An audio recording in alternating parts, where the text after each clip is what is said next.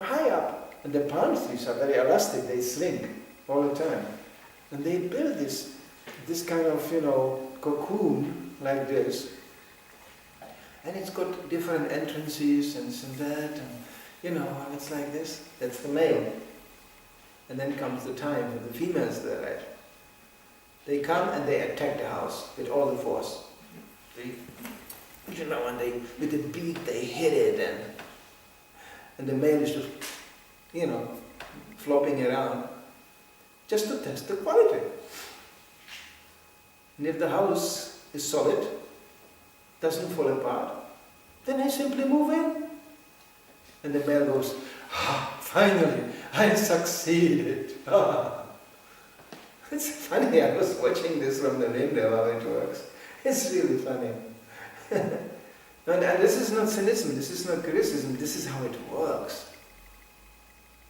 This is how it works, that's the reality. And then there's exchange, ideally, exchange of services. That makes life very palatable. Because, just to one direction service, sooner or later you get frustrated. But there's a mutual exchange of services. Several Vedic society is built on rules, even social rules, that everybody serves everybody, under very regulated conditions, according to his nature. Brahmana, Kshatriya, Vaishya and Shudra, the service will be of a different nature, but the basic principle is the same. Everybody serves everyone. Therefore, like management in Kali Yuga is so difficult because it's not perceived as a service. People think this is some kind of necessity, okay, we have management here, okay. But they don't understand, this is service to them. They find it annoying. There's somebody walking around and organizing things and telling people what to do and some kind of... There were so many frustrated managers in Kali Yuga. What? I try to serve this and everyone is... I know, there's a whole club of frustrated managers, a whole movement actually. Because that's Kali Yuga. In a Vedic time it was educational. It was established that you will receive service from others and you have to serve back.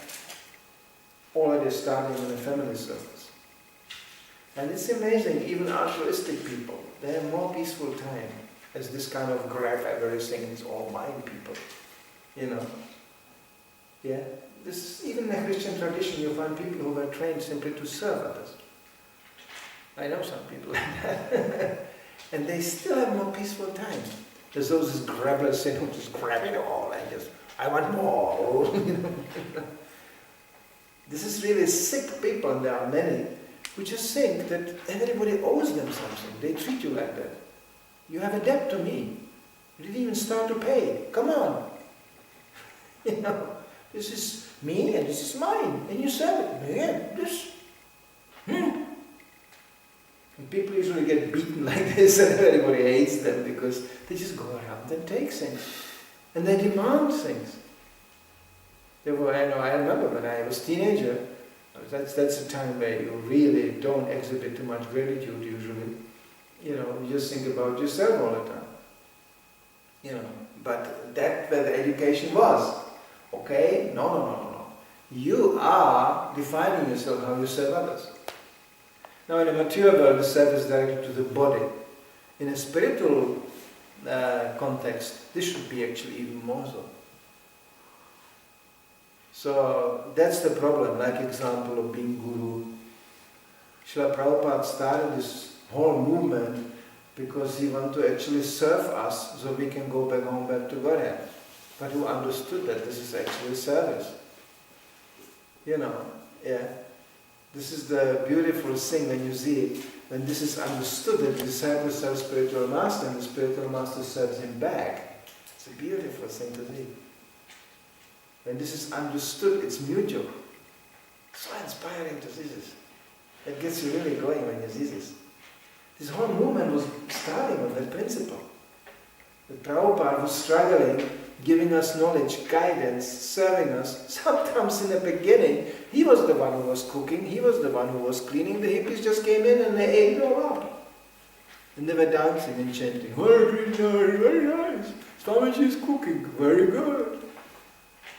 And Prabhupada liked it. He liked to go around and serve prasadam to these hippies. He remembered even much later on, his first disciples, he knew how many chapatis they are eating. He remembered that. He said he could eat 20 chapatis at once. Yeah. So, so this is how this movement started. It was already right away there in the beginning, exchange of services.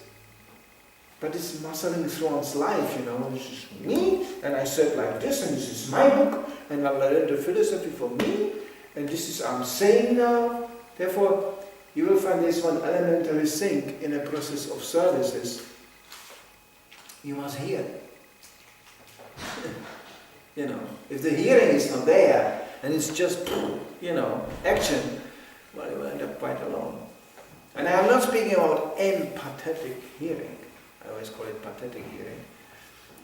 Just, tell me, what do you think? Tell me, what do you feel?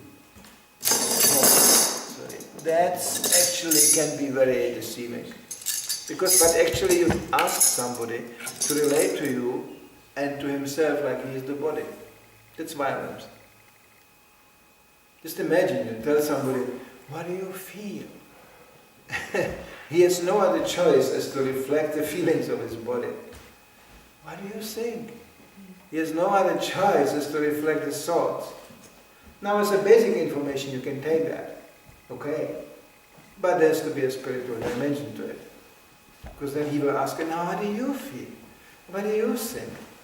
What do we feel? What do we think? It's United Nations. It's going on all the time. All the time people go, what do you feel? What do you think? And they feel and they think, and they think that they feel, and they want that we feel that they think. And it goes around and around, and nothing gets done. Even more confusion, even more pain, even more conflict. There will be guaranteed conflict. So therefore the ideal way to solve problems in a Vedic context is that people are trained to recognize authority, spiritual authority. Because ultimately the decision has to come from them, yes. But they are trained to that point to realize, that's the person I should listen from. That's the person we should listen from. And they go and they take counsel. The real science is to know where to ask. That's the real science. A stupid person will never know. He doesn't know who to ask. He doesn't know with whom just relax and be friends. And he doesn't know who to instruct. You get it all mixed up. He will go to the person he should instruct and go, what do you think? Shall we do like that? Yeah? And he goes, I don't know. You tell me. I don't know. I ask you. And then, to somebody he should be friendly, he will give a heavy lecture. Krishna consciousness.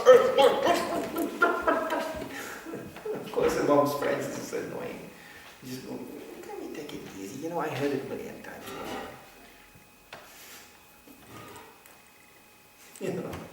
And those he should ask, you don't even know where they are. And that's how the big mess starts.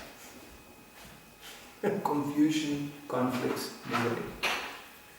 So that's the point one should address. And not follow the demoniac logic that Prahlad Maharaj teaches. They don't even know where did he got it from. They don't know the origin, therefore they are always perplexed by the cause.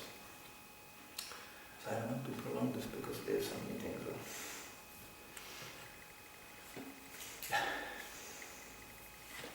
Joy. Srila Prabhupada ki Jai.